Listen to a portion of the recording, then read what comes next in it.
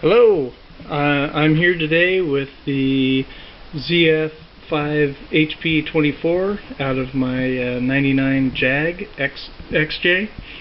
I pulled it apart because, as you see, it's all in little pieces all over the shop floor, which is real lovely. I pulled it apart because I had a very spongy reverse. It would engage and then just drop out almost immediately. I'm not entirely sure what's going on with it, other than when I got done measuring, the reverse clutch pack is a little bit out of spec, so I'm going to just go through. I got a rebuild kit on order, and we'll just go through one end to the other of the transmission, make sure there's nothing out of place.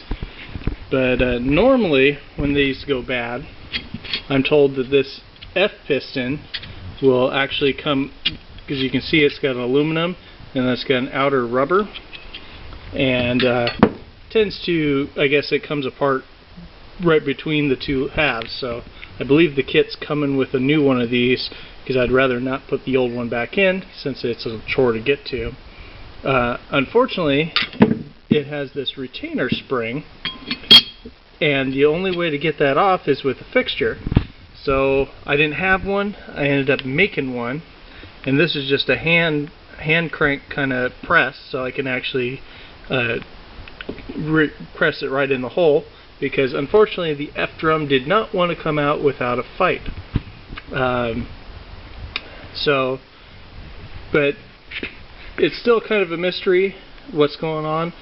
But I found something else, and I might end up replacing this rear planet, because it looks like it has been, from the scoring on it, it's got a couple lines and big scratches. It has been hitting this rear sprag for some reason. It's almost like it needs a thrust washer or something, but I'm gonna play with it and see if I can make sure it's not gonna actually hit nothing when it goes all back together.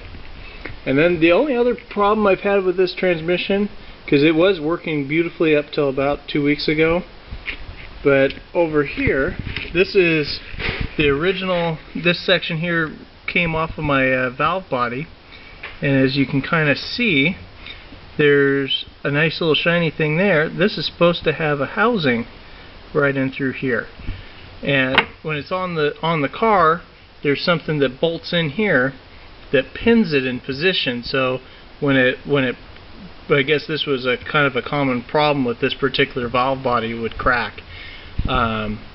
So I ended up, this lower half came out of a Land Rover, and I just stole this upper piece, because that's my valve body sitting over there now.